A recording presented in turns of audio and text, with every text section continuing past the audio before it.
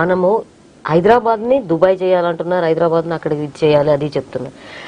అంత ఫెసిలిటీస్ ఇక్కడ ఉన్నాయి అంటారా? ఖచ్చితంగా ఉన్నాయి. ఇప్పుడు వరల్డ్ క్లాస్ ఇన్ఫ్రాస్ట్రక్చర్ హైదరాబాద్ లో చంద్రబాబు నాయుడు గారితో స్టార్ట్ చేసాము, 20 ఏళ్ళ నుంచి చేసుకుంటూ వచ్చాము. Hyderabad global city concept. ఇప్పుడు యూరప్ కానీ, యుఎస్ కానీ, ఒమన్ కానీ అంత ఇన్వెస్ట్మెంట్ రావడానికి మెయిన్ కారణం వరల్డ్ క్లాస్ ఇన్ఫ్రాస్ట్రక్చర్ అనమాట. సో అది డెవలప్ అయిపోయింది కాబట్టి. రెండోది ఇప్పుడు ఏంటంటే నేను చాలా ఇన్వెస్టర్ డెలిగేషన్ కూడా తీసుకురావడం జరిగింది. జర్మనీ నుంచి తీసుకొచ్చాము, ఒమన్ కింగ్ టీమ్ నుంచి తీసుకొచ్చాము, కువైట్ మినిస్టర్ టీం తెచ్చాము, దుబాయ్ నుంచి తీసుకొచ్చాము, సౌత్ కొరియా మొన్న కూడా తీసుకురావడం జరిగింది.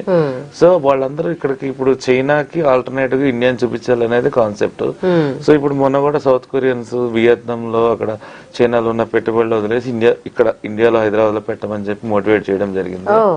సో వాళ్ళు ఇంట్రెస్ట్ కూడా చూపించారు. కాస్మెటిక్ హబ్ అని చెప్పి ఫస్ట్ టైం కాన్సెప్ట్ నేను క్రియేట్ చేయడం జరిగింది. ఏపీలో చంద్రబాబు నాయుడు గారికి మీరు మిషన్ ఇచ్చానని చెప్పారు, అది ఎంతవరకు సక్సెస్ అయింది? 100% సక్సెస్ అయింది. తెలంగాణలో ఇక్కడ గానీ 2 చోట్ల వాళ్ళు ఇంప్లిమెంట్ చేశారు కదండి. 20 సంవత్సరాల క్రితం చూడండి బీఓటీ కాన్సెప్ట్ ఎక్కడ ఉంది, ఈ రోజు ఇన్ని బ్రిడ్జెస్, ఇన్ని రోడ్స్, ఇంత డెవలప్మెంట్, ఎస్సీజెట్స్ ఇవన్నీ వచ్చినాయి అంటే ఇన్ని ఉద్యోగాలు, ఐటీ పార్క్స్, కాన్సెప్ట్ అదే కదా.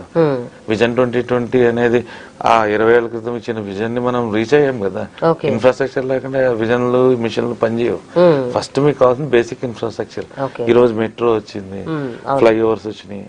ఇప్పుడు ఇవన్నీ ఉండడం వల్ల మీకు హైదరాబాద్ విశ్వనగరం అనేది అక్కడ మీకు ఎస్టాబ్లిష్ అయింది. నెక్స్ట్ మీ ఆలోచన ఏదైతే ఉందో మోడీ గారికి పంపిస్తున్నాము అని చెప్పన్నారు, దాని గురించి